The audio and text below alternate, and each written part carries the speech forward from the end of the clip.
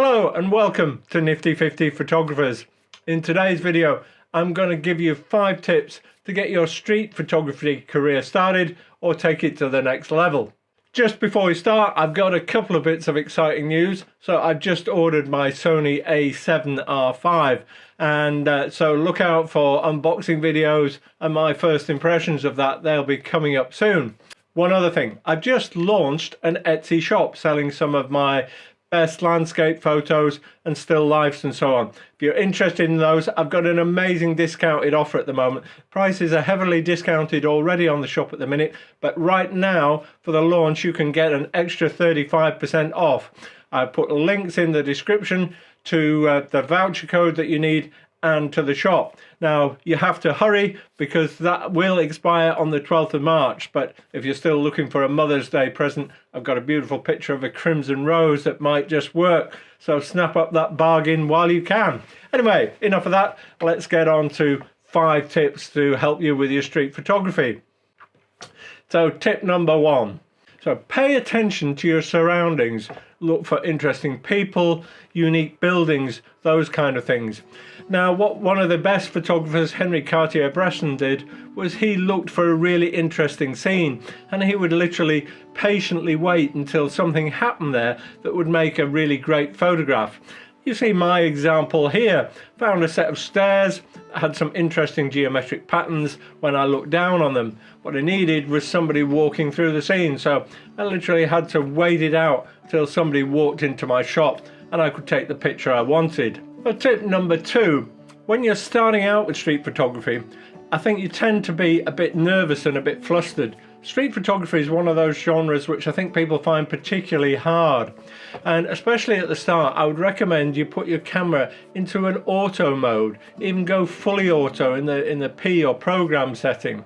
That way it's one less thing to worry about, because you will come across shots that just pop up unexpectedly in front of you.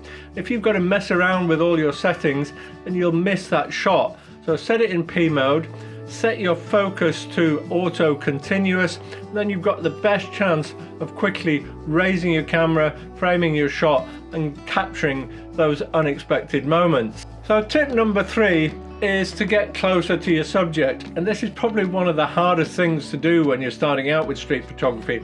There's a temptation to start out with telephoto or long lenses so you're not invading somebody else's space. But Robert Capa, a very famous photographer, once said, if it ain't good enough, you ain't close enough. And if you look at the work of the best street photographers, they're all working with quite wide lenses, 35 or 55, and getting really close to their subjects. So I'd encourage you to give it a try. Walk up to somebody, be polite and smile, and ask if you can take their photograph. You'll be surprised how many people actually say yes. Sure, you'll get a few rejections, but I got several of these just by following that principle, being polite and kind. Somebody says no, I don't take it personally, I just say thank you very much and move on to the next victim.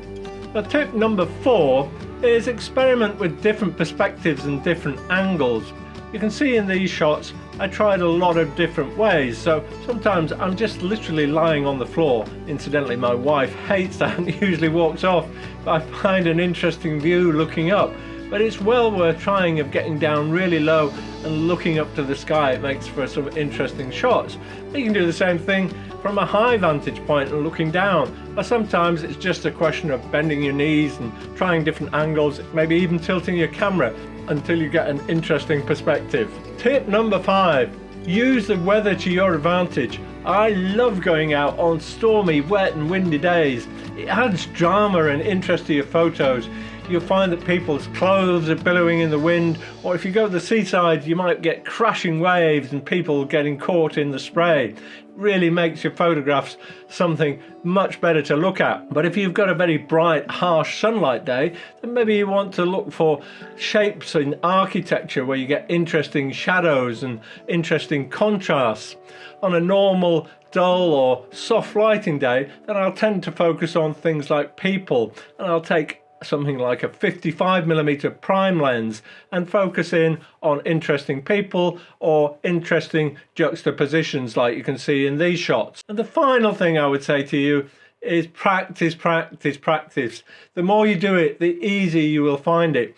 Particularly when you're first starting out, in that first few minutes, take some warm-up shots. Doesn't really matter what you're photographing, but just try a few different things. It'll help you settle down, it'll help you get used to your camera again, and it'll help you to start seeing different compositions. Once you've done that, you can move on and start looking for the best shots. So there you have it. There's 5 tips to help you with your street photography. So remember, look for those interesting places and maybe somebody walking into your scene.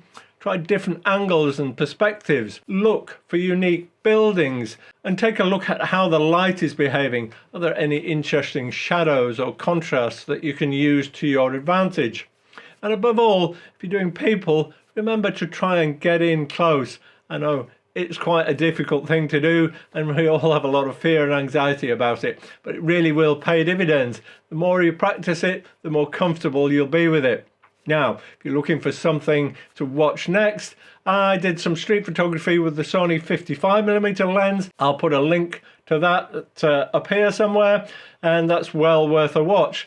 In the meantime, go and have some fun with your camera, and I'll look forward to seeing you in the next video.